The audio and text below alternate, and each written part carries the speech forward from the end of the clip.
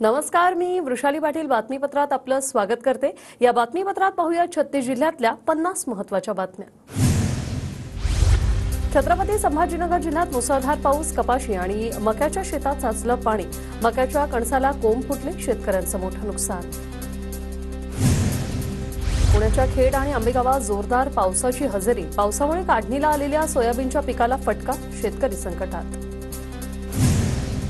चांदवड तालुक्यातील वडबारी गावात पावसामुळे गणेश बारी बंधारा फुटला। आसपासच्या शेतात पाणीच पाणी। तात्काळ पंचनामा करून नुकसान भरपाई देण्याची शेतकऱ्यांची मागणी।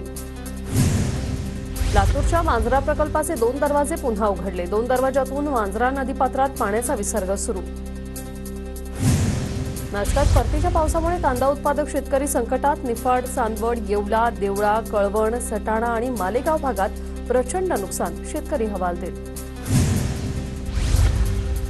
ठाण्याच्या भिवंडीत परतीच्या पावसाने धुमाकूळ। 5781 हेक्टर क्षेत्रावरील भात पिकाचं नुकसान। शेतकऱ्यांसमोर गुरांच्या चाऱ्याचा प्रश्न ऐरणीवर। जळगावच्या भुसावळ तालुक्यातील कोहेपानाचे परिसरात पावसामुळे कपाशी, ज्वारीचं नुकसान। पंचनामे करून नुकसान भरपाई देण्याची शेतकऱ्यांची मागणी। रायगड जिल्ह्यात झालेल्या परतीच्या पावसामुळे भात शेतीचं मोठं नुकसान। कापणी योग्य भाताचं पीक शेतातील चिखलात असल्याने अंकुरलं, बळीराजा चिंतेत।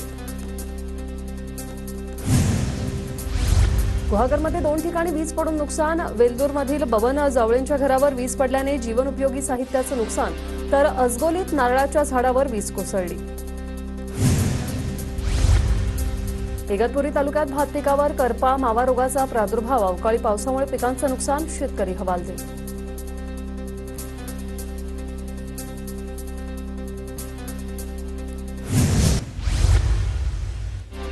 चांदवडमध्ये सततच्या पावसामुळे 2 द्राक्ष बागांचं नुकसान। शेतकऱ्याने उत्पादनात नफा मिळत नसल्याने द्राक्ष बाग मोडली।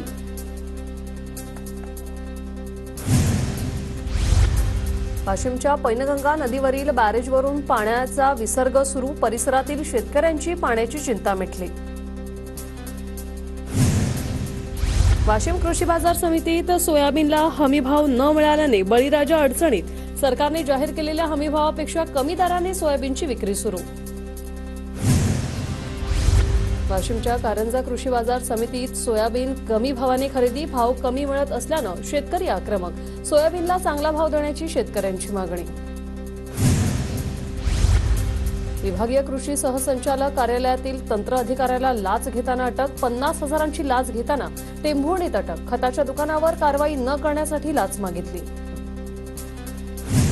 छत्तीसगडमध्ये नक्षलवाद्यांनी लावलेल्या भूसुरुंगाच्या स्फोटात साताऱ्याचा जवान शहीद। बावडा गावात शहीद अमर पवारांच्या पार्थिवावर शासकीय इतमामात अंत्यसंस्कार।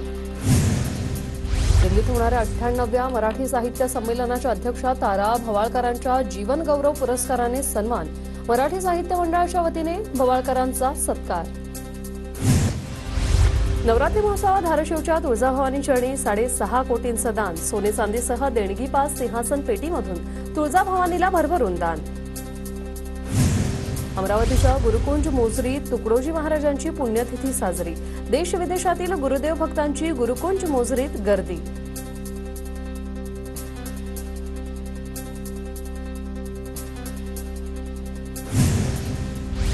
दिवाळीच्या हंगामात अमरावती पुणे मार्गावर 50 अतिरिक्त बस धावणार। प्रवाशांकरता ऑनलाईन बुकिंग सुविधा।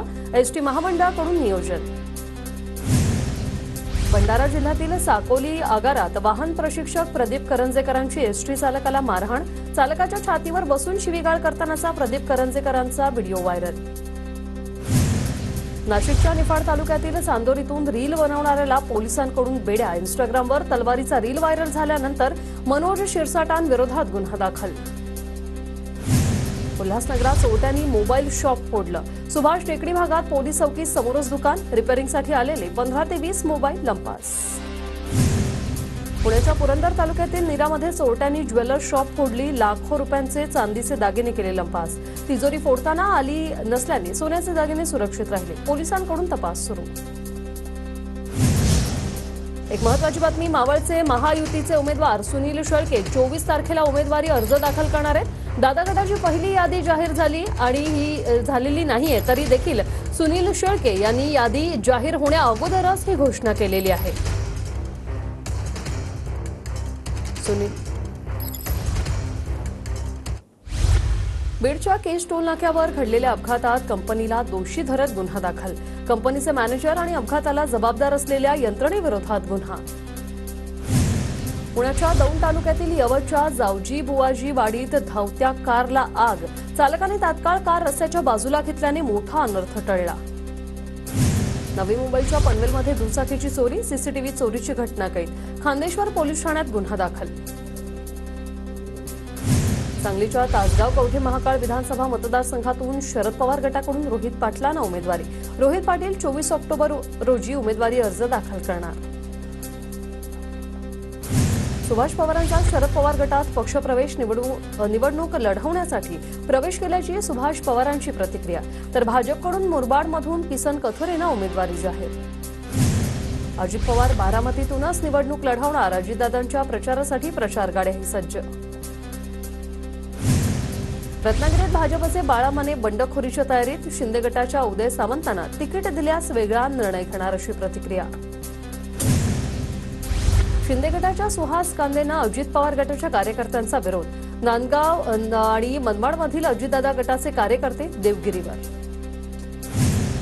श्रीगोंद्यातून प्रतिभा पाचपुतेंना उमेदवारी मिळाल्यावर पक्षातील इच्छुक नाराज. भाजपमधील श्रीगोंद्यातून इच्छुक असलेल्या सुवर्णा पाचपुते अपक्ष लढणार. तर दादा गटाच्या अनुराधा नागवडे मविया जाण्याचे संकेत. नागपूरच्या हिंगणा मतदारसंघातील भाजप उमेदवार समीर मेघेंकडून प्रचारालाही सुरुवात. मेघे यांना भाजपकडून तिसऱ्यांदा उमेदवारी.